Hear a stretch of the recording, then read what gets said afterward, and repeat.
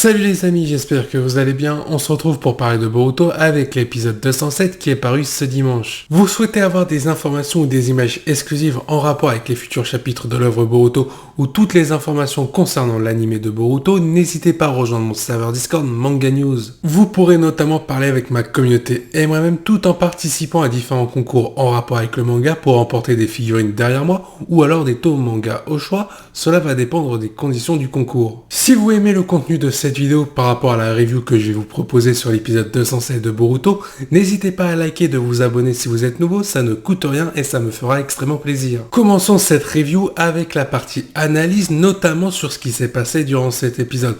C'est très simple, on a eu le droit au combat Boro versus l'équipe 7 avec Kawaki intégré dedans. On a pu voir différentes choses qui étaient plutôt sympas. Sarada avec son Chidori, l'apparition la toute première de Boroshiki, donc Boruto contrôlé par Momoshiki, notamment avec la voix de Momoshiki, c'était plutôt stylé. Je vous avoue que j'ai été surpris pour deux choses. Déjà l'apparition de Boroshiki qui s'est fait en fin d'épisode, je pensais vraiment qu'on allait le voir pour l'épisode 208, et pour le coup, le fait de le voir avec la voix de Momoshiki et non la voix de Boruto modifiée, ça m'a plutôt surpris. Mais c'est un très bon choix, car le fait que Momoshiki contrôle le corps de Boruto et l'esprit, ainsi que sa voix, ça me paraissait logique. Après attention, il ne s'est pas passé que ça dans cet épisode-là, on a eu le droit de la stratégie, notamment Sarada qui a proposé à l'équipe 7 avec Boruto, Mitsuki et Kawaki d'attaquer sans cesse Boro afin qu'elle trouve son point faible, c'est-à-dire le noyau qui permet à Boro de se régénérer, et Sarada va finir par le détruire avec le Chidori appris par Sasuke. Il y a également eu des choses très intéressantes aussi durant cet épisode-là. On a eu le droit à un Mitsuki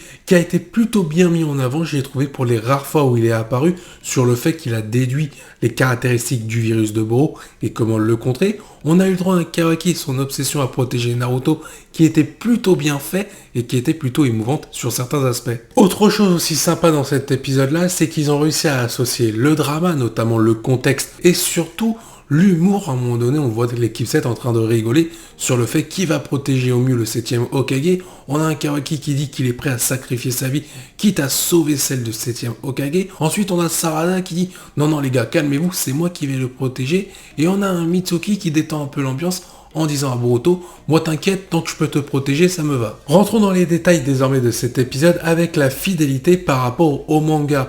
Depuis quelques épisodes, je vous le cache pas, c'est qu'on retrouve un scénario rondement bien ficelé par rapport à des mises en valeur, que ce soit pour le personnage de Boro auquel affronte l'équipe 7 composée de Boruto, Mitsuki, Kawaki et Sarada, mais surtout on a le droit à du développement concernant le personnage de Sarada. Ça nous manquait un petit peu, surtout dans le manga, et on a du Mitsuki qui est de façon subtile mis en avant par-ci par-là. C'est toujours très intéressant de faire ça, ainsi que Kawaki par rapport à son envie de protéger Naruto coûte que coûte, c'était plutôt bien développé de cet aspect-là. Il y a quelque chose qui m'a plu depuis quelques épisodes, il nous proposait une intrigue autour de Boro et sa fameuse secte, ainsi que ses fidèles.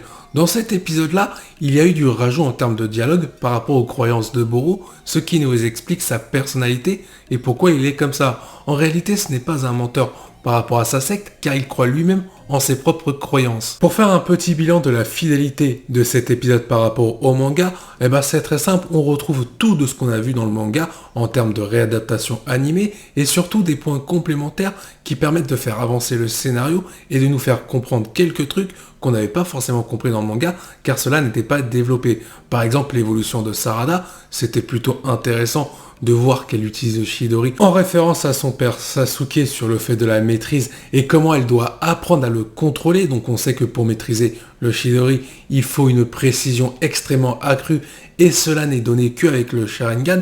D'ailleurs, en parlant de Sharingan, Sarada n'a toujours que 2 Tomoe dans l'anime alors que dans le manga, à cette période-là, elle en avait 3. D'ailleurs, je me pose cette question-là, vous pouvez y répondre en commentaire. Je me demande si ce n'est pas un choix de l'anime pour Sarada de la faire évoluer qu'avec 2 Tomoe pour l'instant, en montrant ses caractéristiques et ses compétences supérieures par rapport à la Sarada qui a 3 Tomoe dans le manga. En faisant ça, l'anime permet de montrer le potentiel de Sarada, que ce soit en termes de compétences comme je l'ai dit juste avant, par rapport au manga ainsi que son développement qu'il essaie à désirer. Donc c'est pas plus mal de montrer Sarada peut-être plus dans l'anime par rapport au manga qui va mettre en avant la jeune génération représentée par Boruto et peut-être le personnage de Mitsuki par rapport à son pouvoir mystérieux. D'ailleurs, en parlant de Mitsuki, c'était très intéressant le passage avec Boro sur le fait qu'il comprend comment Mitsuki a pu déceler les défauts de son propre virus sur le fait que ses origines proviennent d'Orochimaru et qu'Orochimaru est son père. C'était intéressant de voir un Boro plutôt surpris, limite même méfiant par rapport à Mitsuki, ce qui permet de mettre en avant le personnage de Mitsuki. Autre point à souligner qu'on n'avait pas forcément retrouvé dans le manga, c'est Kawaki qui parle à Sarada d'une stratégie concernant la conception des cyborgs, c'est-à-dire Boro, par Amado. Il dévoile aussi beaucoup plus de connaissances sur la technologie d'Amado et ses points faibles.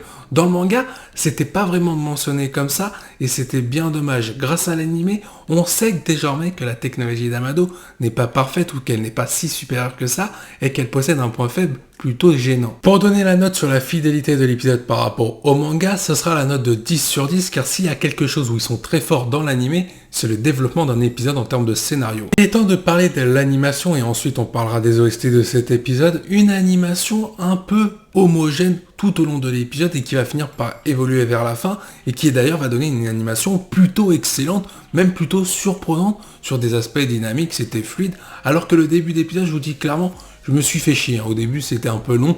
Je me suis dit, quand est-ce qu'on rentre vraiment dans le lard? Et puis vers la 15e, on va dire vers les 3-4 dernières minutes, ça a commencé à s'enchaîner avec l'équipe 7 qui commence à contre-attaquer avec Boro et l'apparition de Boroshiki qui a été très bien animé et on parlera du design après car pour moi c'est le personnage le mieux dessiné jusqu'à maintenant dans l'anime Boruto. Après je vais pas trop être critique sur l'animation de cet épisode là car j'ai trouvé quand même sur les 3/4 même quand c'était plutôt lent, ils arrivaient à faire quelque chose de fluide et non saccadé. Et quand on a commencé à rentrer sur une animation supérieure, c'était beaucoup plus fluide, il y avait des mouvements plutôt originaux et non du classique, donc franchement de ce côté-là, je vais pas les critiquer car ils ont fait l'effort de tenter des choses qui marchent plutôt bien. En plus, ce qui a été très intéressant, c'est que l'animation durant cet épisode, peu importe le type que c'était employé, que ce soit une animation de narration ou dynamique, d'ailleurs à un moment donné ils ont associé les deux et c'était très bien réussi, c'est le fait qu'on voit des symboliques représentées. Kawaki et son obsession par rapport à Naruto et le fait de voir le protéger, on retrouve Sarada qui est très bien mis en avant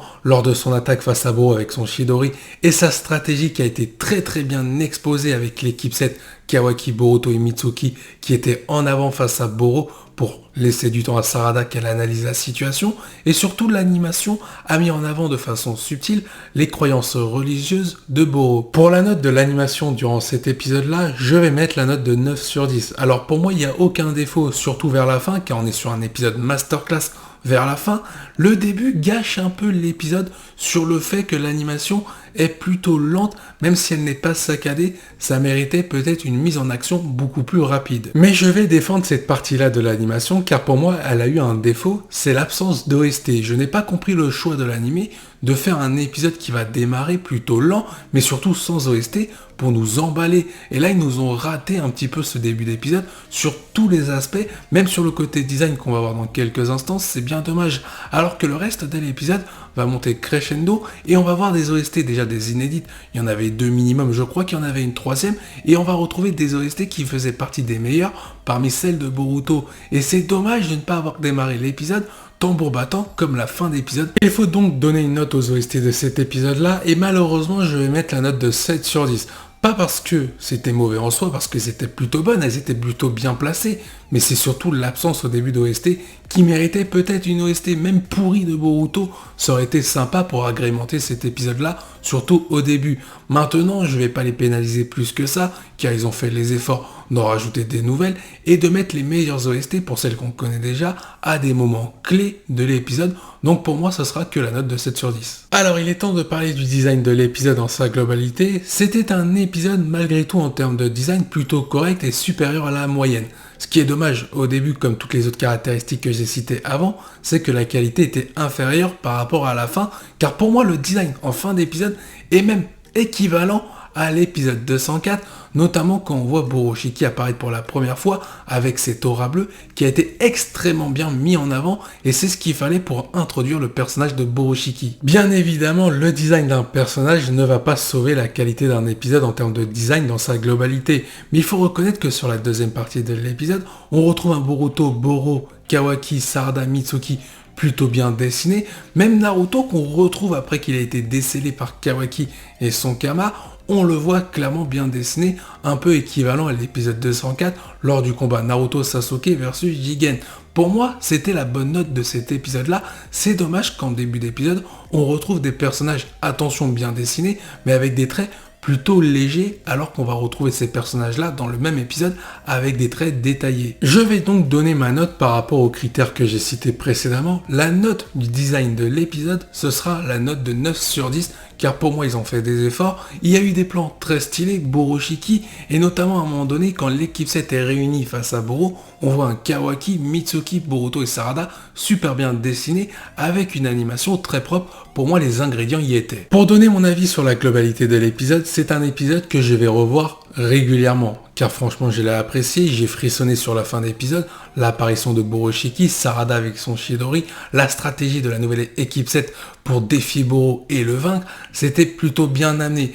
Et pour moi, je vous le dis clairement, si cet épisode-là avait été aussi bien au début qu'à la fin, on aurait été sur un épisode masterclass, voire légendaire, équivalent au 204, légèrement inférieur tout de même, mais c'est dommage, l'anime a raté le coche sur ça. Cependant, j'ai de bon espoir concernant les futurs épisodes, notamment celui de la semaine prochaine, qui sera animé par les studios Pierrot et qui devrait être supérieur à celui-ci. La note de cet épisode sera pour moi de 9 sur 10, car j'ai retrouvé des éléments qu'on retrouvait dans Naruto et Naruto Shippuden au travers de cet épisode de Boruto, et pour moi ça m'allait très bien. La vidéo se termine ici, j'espère qu'elle t'a plu, n'hésite pas à donner ton commentaire par rapport au fait de ce que tu as pensé sur cet épisode et par rapport aux propos que j'ai cités dans cette vidéo. N'oublie pas le like et de t'abonner si tu es nouveau, ça me fera plaisir. Je vous dis à la prochaine, portez-vous bien, salut les KT.